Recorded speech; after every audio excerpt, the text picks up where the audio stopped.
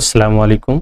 और आज आपके सामने मैं आपकी किताब का तवज्जो और इदराक लेकर हाजिर हूँ। ठीक है, कॉन्सेप्ट एंड प्रोसेस। ठीक है, तो आज हमें सीखना है कि हम तवज्जो या अटेंशन, जिसके बारे में कुछ चीज़ें हमने पढ़ रखी हैं पिछली क्लास में, उसको थोड़ा सा डिटेल में पढ़ेंगे कि वो होती क्या है और उसके अज्जा क्या होते हैं। ठीक है, यहाँ पर आपको कई पार्ट देखने को मिलेंगे, कई चीज़ें मिलेंगी। तवज्जो को बरकरार कैसे रखते हैं, इदराक में कौन कौन सी चीज़ें शामिल हो जाती हैं, है ना, इदराक की कितनी किस्में होती हैं। ठीक, तवज्जो को कौन सी चीज़ें कम करती हैं, कौन सी चीज़ें बढ़ाती हैं, और ऐसा बरकरार रहने से हमें क्या फ़ायदा होता है, सारी चीज़ें आप पढ़ेंगे। ठीक है, तो जो चीज़ें इसमें बुनियादी रोल प्ले करती हैं वो होती हैं मुहय्यिज। ठीक है, जिसको हम मुहर्रिक कहते हैं या मुहय्यिज कहते हैं या रीज़न कहते हैं, सबब कहते हैं। ठीक है, जो या तो हमारे किसी भी अमल का जो सबब बन रहा हो, ठीक है, उसे हम क्या कहते हैं, मुहर्रिक या मुहय्यिज कहते हैं। उसे हम समझेंगे बुनियादी तौर पर। तो इसके सबसे पहले हम तारीफ समझ लेते हैं। तवज्जो और उसके तरकीबी अमल। होती क्या है तवज्जो? ठीक है, तवज्जो एक मरकजी अमल है और बगैर अमल तवज्जो का इदराक मुमकिन नहीं। यानी किसी एक काम पर फोकस करना, ये होता है तवज्जो देना। ठीक है, और जब तक कि हम कोशिश नहीं करेंगे, यहां पर अमल नहीं होगा, तब तक के तवज्जो नहीं होगी। तो यानी तवज्जो के लिए क्या है, अमल शर्त हुआ। ठीक है, इसका मतलब ये हुआ कि तवज्जो के बाद ही इदराक हो सकता है। इसीलिए तवज्जो और इदराक को एक साथ डिस्कस किया है। जब हम तवज्जो करेंगे तभी हमें इदराक हासिल होगा। अमल तवज्जो हमारे इदराक और दीगर तफहीमी या वकूफ़ी अमल की तंजीम में मुख्तलिफ तफ़ाउल की तकमील करती है। तवज्जो के मुख्तलिफ तफ़ाउल मुंदरजा झेल हैं। कौन कौन सी चीज़ें हैं तवज्जो में जो ज़रूरी होती हैं, उसके पार्ट्स। सबसे पहली चीज़ चौकस करने का अमल, दूसरा इंतखाबी अमल, तीसरा महदूद सलाहियत का तवस्सुत, चौथा निगरानी। अब इनको थोड़ा सा डिटेल में समझेंगे। मुस्तइद करने का या चौकस करने का अमल क्या होता है? मतलब एक मिसाल के जरिए समझाया है कि चूहे के बिल पर घात लगाए किसी बिल्ली का बगौर मुशाहिदा करें।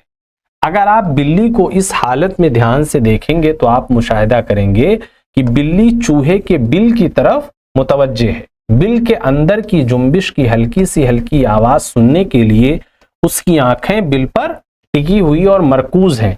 यानी कि जैसे ही चूहा बिल से बाहर निकलने की कोशिश करे, उसकी झलक दिखाई दे, उसकी चारों टांगों के उजले पूरी तरह मुस्तैद हैं कि उस पर झपट्टा मारे।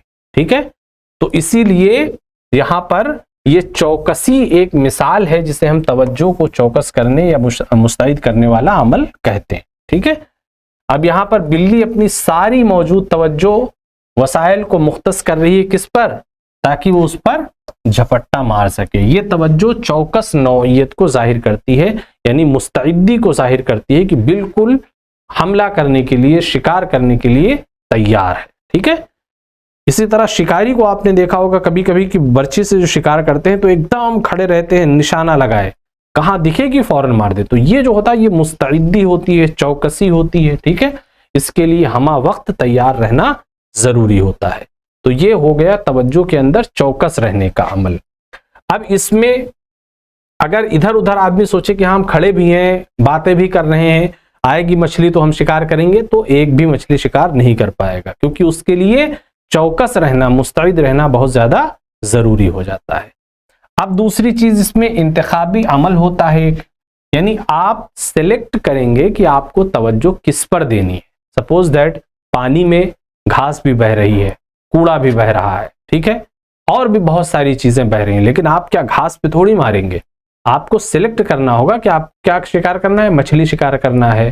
ठीक है, या मछली में भी कभी कभी छोटी छोटी मछलियां भी होती हैं, बड़ी भी होती हैं, तो आप हर छोटी मछली को शिकार करना चाहते हैं या बड़ी वाली मछली के इंतजार में हैं, ये आपको तय करना पड़ेगा। इसको कहते हैं इंतखाबी अमल, यानी जो आप अब जिस पर आप तवज्जो करना चाहते हैं उसका पहले सिलेक्शन कीजिए, इंतखाब कीजिए। ठीक है, आप क्लास में बैठे हैं या स्कूल जा रहे हैं, अब आपका ये फोकस अगर नहीं है कि हम कौन सा क्या बनना चाहते हैं, ठीक है। तो आप कभी डॉक्टर के बारे में सोचेंगे, कभी इंजीनियर के बारे में सोचेंगे, कभी कुछ और सोचेंगे, तो आपका कॉन्सेप्ट क्लियर नहीं है तो तवज्जो नहीं हो पाएगी, ठीक है।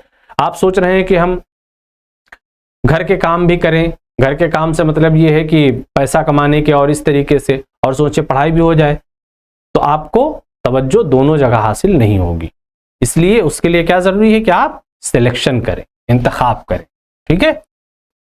तो इंतखाब का अमल तवज्जो में बहुत ज्यादा मुफीद होता है, ये नंबर 2 हो गया। तीसरी चीज है महदूद सलाहियत का तवस्सुत। इसका मतलब क्या है? तहकीक के जरिए यह साबित हो चुका है कि हम बैरूनी दुनिया में दस्तयाब इत्तलाआत की अमलकारी के लिए महदूद सलाहियत रखते हैं। इसका मतलब यह है कि वो काम जिनमें तवज्जो पर मबनी वसाइल की जरूरत होती है को बैक वक्त अंजाम नहीं दिया जा सकता, क्योंकि आने वाली इत्तलाआत पर अमलकारी के लिए हमारी सलाहियत महदूद होती है। हम एक वक्त में किसी एक काम पर अमल कर सकते हैं, ऐसा नहीं है कि हम 10 काम एक साथ कर सकते हैं, मशीन नहीं है ना। हमारा जहन किसी एक समत में पूरी तरीके से क्या होता है, मायल होता है, किसी एक समत मायल होता है, जिसे बितरतीब क्या कहते हैं, अमलकारी कहते हैं। मिसाल के तौर पर अगर आपसे कहा जाए कि मौसीकी सुने यानी म्यूजिक सुने और साथ साथ अपनी दरसी किताब के इस सफ़े को भी पढ़ें, तो आप दोनों कामों को बैक वक्त कर पाएंगे? नहीं कर पाएंगे ना। क्या आपको म्यूजिक भी सुनना है और ये सबक भी पढ़ना है, याद करना है? नहीं हो पाएगा। इसी तरीके से आपसे कहा जाए कि आपको ये चना भी खाना है और साथ में जो है गाना भी है, कर पाएंगे? नहीं कर पाएंगे। तवज्जो आपकी एक पर रहनी चाहिए, ठीक है, तभी आप कर पाएंगे। इसीलिए कहा गया सलाहियतें हमारी महदूद होती हैं, जिसकी बिना पर तवज्जो करने के लिए अपनी जो है सलाहियतों को या अपने जहन को मुख्तलिफ समतों में मोड़ना नहीं चाहिए, ठीक है। अगली क्लास में मिलते हैं अगले चैप्टर के साथ। खुदा हाफिज।